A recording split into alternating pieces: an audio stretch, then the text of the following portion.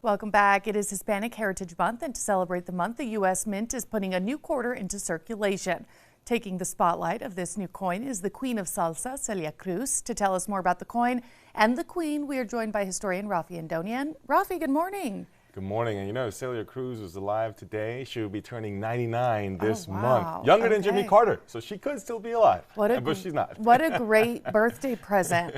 Tell me, who was Celia Cruz? She was a Cuban-American musician who ended up influencing 20th century pop culture as a Latin American artist, and she's now the first Afro-Latina to be featured on the U.S. quarter. Now, the story starts in Havana, Cuba. In Havana as a child, she was exposed to diverse performances and musicians. She even, her family even supported her to go get formal lessons in music and voice and music theory. And that paid off. In the 1940s, on a radio competition, she won and she got a lot of exposure. And when she got a lot of exposure, she got hired, for example, with dance groups and orchestra groups as a lead singer in those groups. So she was, again, continuing to be exposed in different ways. However, this is the period of the Cold War. In the 1950s, you have the Cuban Revolution, Fidel Castro and all that, and that started to make it difficult for her to make a living in Cuba.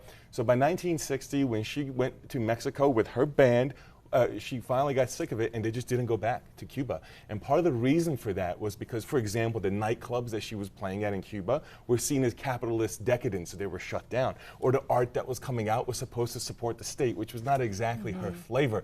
But how cool, because like many other Cuban Americans, she found a refuge in the United States, and in the United States, she meshed the Cuban-American music sounds and Afro-Latina music sounds to create modern salsa, and that's why she's known as Queen of Salsa today and now on the quarter. That is so cool. What does the image on the quarter that we're looking at mean?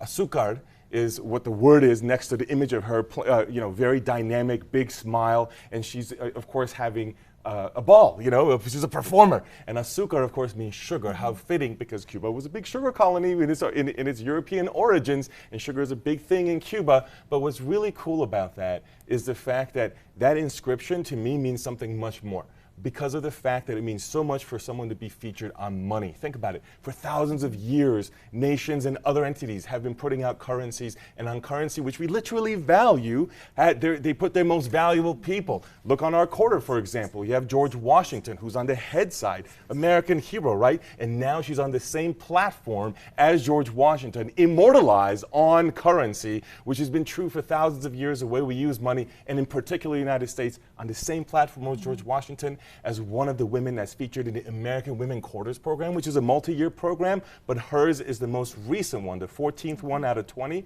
that is just in time for Hispanic Heritage Month. Which is pretty sweet, much Absolutely. like azúcar. Exactly, that's right. That fits perfectly. That's right. All right, Raffi, where can we go for more information? I would go to usmint.gov so that you can learn about the Mint program for the American women that are featured, to keep up with them as they continue it through next year with new quarters coming out.